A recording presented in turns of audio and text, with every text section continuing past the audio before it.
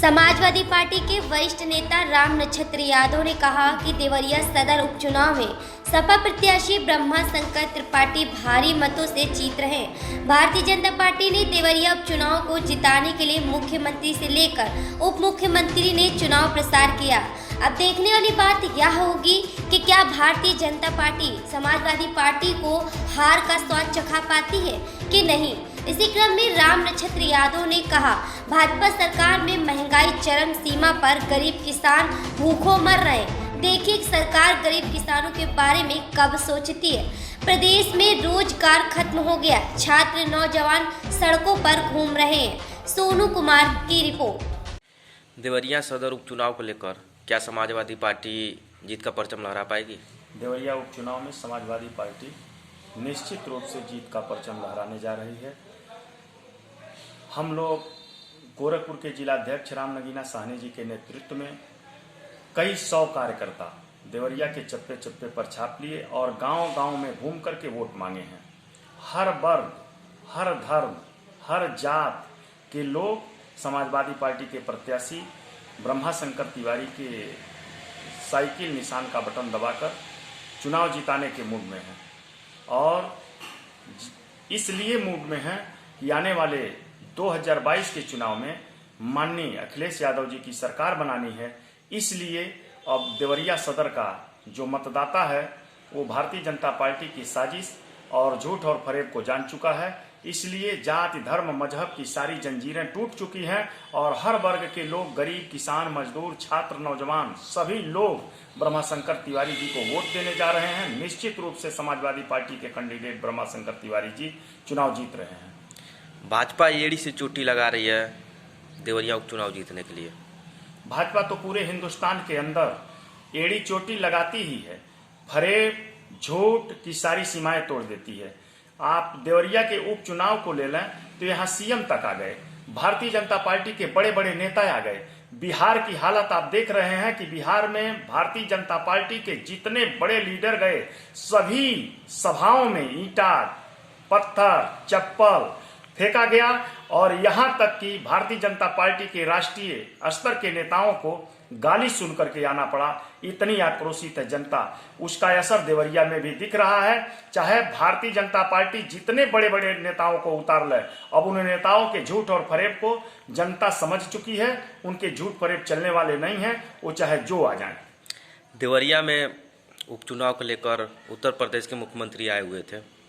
उन्होंने विकास पर 9 बात करते हुए 3 तलाक और लव जिहाद पे बात किया। क्या जनता उनको लव जिहाद और 3 तलाक के लिए चुनी है? भारतीय जनता पार्टी की आत्मा मुसलमान, आतंकवाद, पाकिस्तान है।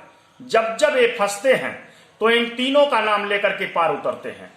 हिंदुस्तान के हिंदुओं के मन में मुसलमानों के प्रति घृणा पैदा करते हैं। इनके पास विकास का कोई एजेंडा नहीं है। देश की अर्थव्यवस्था चौपट हो गई है, नौजवान रोजगार मांग रहा है, किसान भूखमरी के कागार पर है, निरंतर आत्महत्याएं हो रही हैं और लोग भूखों मर रहे हैं। चरम सीमा पर महंगाई है। आपसे बता दूं, और एक मंदिर मस्जिद गिरजाघर गुरुद्वारे की बात करते हैं, हिंदू और मुसलमान की बात करते हैं, इसके अलावा इनके पास कुछ है ही नहीं। हिंदुस्तान के मुसलमान पाकिस्तान को यदि दुनिया के नक्शे से हटा दिया जाए तो भारतीय जनता पार्टी के राष्ट्रीय कार्यालय में ताले लग जाएंगे, उसके पास कोई मुद्दा नहीं रह जाएगा। वो सिर्फ सेंटिमेंट पर पैदा करती है। हिंदू मुसलमान सिख ईसाई जाति धर्म मजहब और भाषा तक के आधार पर, क्षेत्र तक के आधार पर वो देश के लोगों को लड़ाती है। मैंने गुजरात चुनाव में देखा था, जब मोदी जी गए थे 6वें चक्र के प्रचार में, मोदी जी ने कहा कि मैं गुजराती हूं और ये यूपी और बिहार के लोग तुम्हारे इस गुजराती बेटे को सत्ता से हटाकर बेइज्जत करने आए हैं। जबकि यूपी और बिहार के लोगों ने उन्हें 64 और 73 सीट दी थी। लेकिन यह देश का प्रधानमंत्री, भारतवर्ष का प्रधानमंत्री, अयोग्य प्रधानमंत्री गुजरात की जनता के बीच में गुजराती भाषा में आंखों से रुमाल से आंसू पोंछ पोंछ कर ये कहे कि मैं गुजराती हूं, मैं तुम्हारा बेटा हूं, मैं गुजरात का रहने वाला हूं, मुझे लोग बेइज्जत करने आए हैं। आज मैं उस प्रधानमंत्री जी से पूछ रहा हूं, जब आप गुजराती हैं तो बिहार में वोट मांगने क्यों आ रहे हैं? यहां भी यूपी के नौजवान को हम पीएम बनाएंगे, बिहार के लोगों को सीएम बनाएंगे। आप गुजराती बन गए हैं तो गुजरात तक सीमित रहिए। इस तरह से ये क्षेत्र को बांटते हैं। देश का प्रधानमंत्री अपने आप को गुजराती कह दे, इससे बड़े शर्म की बात और क्या हो सकती है?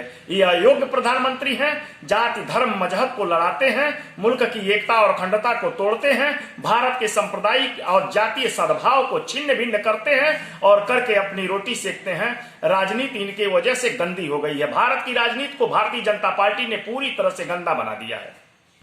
महंगाई की मार से गरीब किसान उठ नहीं पा रहे, इसके बारे में आप क्या कहना चाहेंगे? महंगाई तो इतनी है कि लोग भूखों मर रहे हैं, किसान आत्महत्या कर रहा है, मजदूर आत्महत्या के कगार पर चला गया है।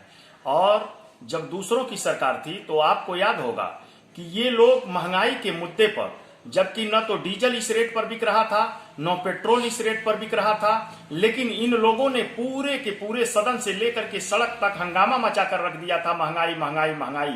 आज 150 रुपया किलो दाल बिक रही है।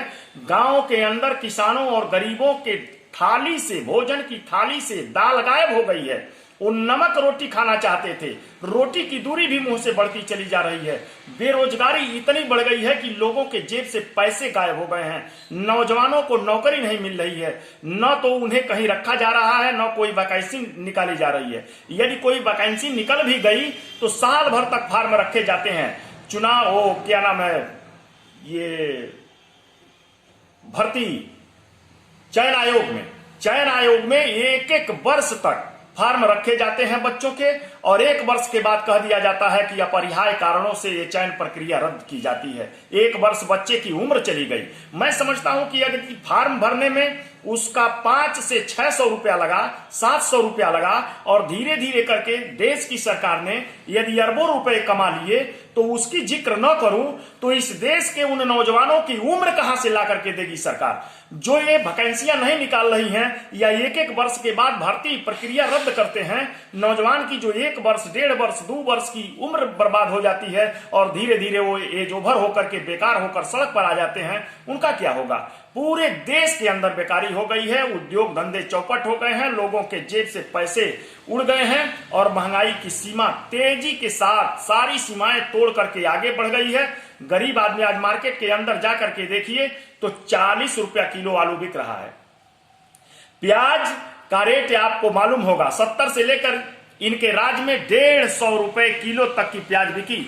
जबकि नासिक के किसानों का इतिहास है, जब वो प्याज निकाल रहे थे अपने खेतों से तो वो रो रो करके प्याज से अपने खेत को खाली कर रहे थे और कह रहे थे कि मंडी तक पहुंचाने में मेरी लागत 400 रुपया कुंटल आई है। सरकार 400 रुपए कुंटल पर मेरा प्याज खरीद ले। भारत सरकार के सभी जिम्मेदार मंत्रियों ने, सरकार सहित सभी जिम्मेदार मंत्रियों ने कहा कि प्याज का स्टोरेज पूरा कर लिया गया है, अब हमको प्याज रखने की जगह नहीं है, अब हम और खरीदारी नहीं कर सकते। और किसानों ने निराश होकर के प्याज को सड़कों पर फेंका, जंगलों में फेंका, सड़क के किनारे गड्ढों में फेंका, तालाबों में फेंका, टमाटर फेंक दिया, आलू फेंक दिया। सरकार कहती थी कि मैं खरीद चुका हूं, पूरा ओवर प्याज हो गया, स्टोरेज हमारा फुल है। निश्चित रूप से फुल कर लिए थे। तो अब बताएं मोदी जी कि हिंदुस्तान के अंदर जब देश के किसान के खेत में प्याज थी और वो 4 रुपया किलो, 2 रुपया किलो देने के लिए मजबूर था और बेच रहा था सस्ते रेट पर, तो आप बताइए कि हिंदुस्तान की बाजार में 150 रुपए किलो, 180 रुपए किलो तक प्याज बिकी। क्यों बिकी? जब देश का किसान 4 रुपए में प्याज दिया था और आपका स्टोरेज फुल था तो प्याज कहां चली गई? इससे साबित होता है कि भारतीय जनता पार्टी जमाखोरों की पार्टी है। देश के जितने जमाखोर हैं वो सब भारतीय जनता पार्टी के सदस्य हैं और देश के किसानों के माल का स्टोरेज कर लेते हैं और फिर वो मार्केट में खिड़की के रास्ते धीरे धीरे निकालते हैं। महंगाई बढ़ी रहती है और भारतीय जनता पार्टी की सरकार किसानों को लुटवाती है और जमाखोरों को आगे बढ़ाती है, उन्हें मजबूत करती है।